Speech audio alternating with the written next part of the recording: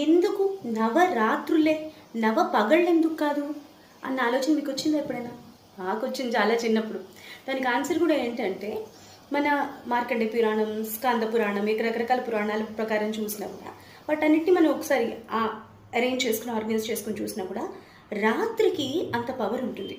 గణేష్ నవరాత్రులు, అమ్మవారి నవరాత్రులు, ఏదైనా శరన్నవరాత్రులు, అలాగే రకరకాల నవరాత్రులు, రాత్రులకి ఏంటంత పవర్ అని ఆలోచిస్తే ప్రాక్టికల్గా ఆలోచించండి ఒకసారి. అంటే ఎంత హడావుడిగా పనులు ఉంటాయి, ఏదో ఒకటి అటు తిరుగుతాడు. రాత్రి ఎప్పటికీ everything comms down in nature.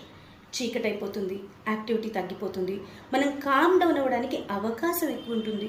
శారీరకంగా కూడా మనం కామ్ డౌన్ అవుతాం అనమాట. ఫిజికల్గా, మెంటల్గా, సైకలాజికల్గా కామ్ డౌన్ అవుతాం. రాత్రి is a very very కన్జీనియల్ time to reset. Health పరంగా కావచ్చు, మానసికంగా కావచ్చు, ఆధ్యాత్మికంగా కావచ్చు. అందుకే నవరాత్రుళ్ళు అంటారు. ఆ రాత్రి టైంలో, అంటే రాత్రి అంటే అర్ధరాత్రి అని కాదు, ఆఫ్టర్ 6 సన్సెట్ టైం తర్వాత మళ్ళీ సన్ రైజ్ వరకు మీకు తెలియకుండా మీరు ఏదైనా పని పట్టుకున్నారనుకోండి, సపోజ్ ఎవ్రీడే ఈవినింగ్ టైమ్స్ ఏదైనా ఒక సాధన చేస్తే అవి ఎక్కువ పవర్ఫుల్గా ముందుకు వస్తాయి. ఎందుకంటే అప్పుడు యాక్టివిటీ తగ్గుతుంది. ఒకే యాక్టివిటీ మీద మనం ఫోకస్ చేయొచ్చు.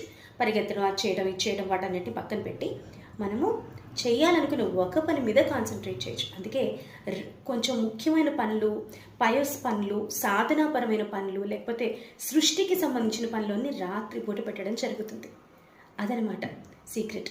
డీటెయిల్డ్గా అయితే నేను మీకు చెప్పలేను, కానీ రకరకాల పురాణాలు వాటన్నిటిలో కూడా వీటి గురించిన ఉటంకనే ఉంది.